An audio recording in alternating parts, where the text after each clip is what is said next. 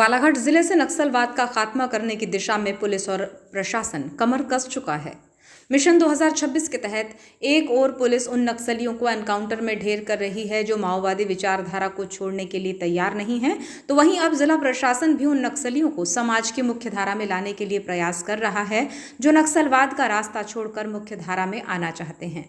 इसके लिए साल 2023 में बनी आत्मसमर्पण नीति के जरिए नक्सलियों को आत्मसमर्पण के लिए प्रोत्साहित किया जा रहा है।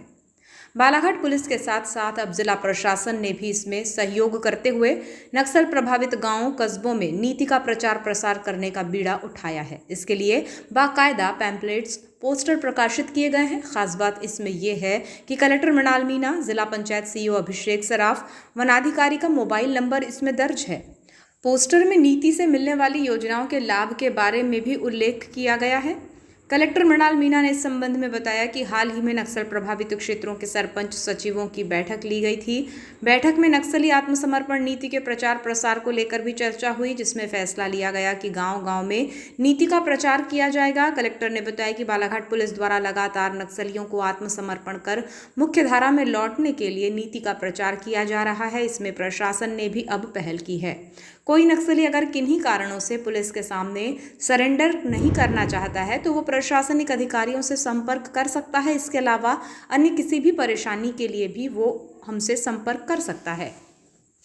आपको बताएं कि इस आत्मसमर्पण नीति के तहत नक्सलियों को कई तरह के लाभ और सुविधाएं दी जा रही हैं, जिनमें घर बनाने, पुनर्वास और राहत समिति की अनुशंसा पर 1.5 लाख रुपये का अनुदान स्वीकृत है। विवाह के समय 50,000 रुपये और प्रोत्साहन राशि दी जाएगी।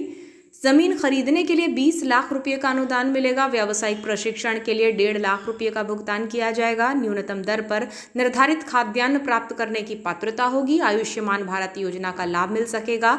जघन्य अपराधों की सुनवाई अदालतों में जारी रहेगी और पुलिस अधीक्षक गोपनीय सैनिक के पद पर इन्हें नियुक्त भी कर सकेंगे। नीति के तहत और भी कई प्रावधान शामिल हैं।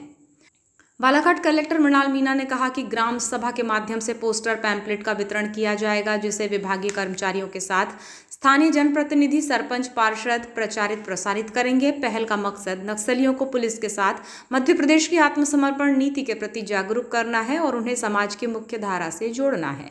इस मामले में बालाघाट पुलिस अधीक्षक नगेंद्र सिंह ने बताया कि जिला प्रशासन ने अभिनव पहल की है। मध्य प्रदेश नक्सली आत्मसमर्पण पुनर्वास सह राहत नीति 2023 के प्रचार प्रसार के लिए प्रशासन द्वारा गांव-गांव में पोस्टर पैम्पलेट के माध्यम से प्रचार किया जा रहा है।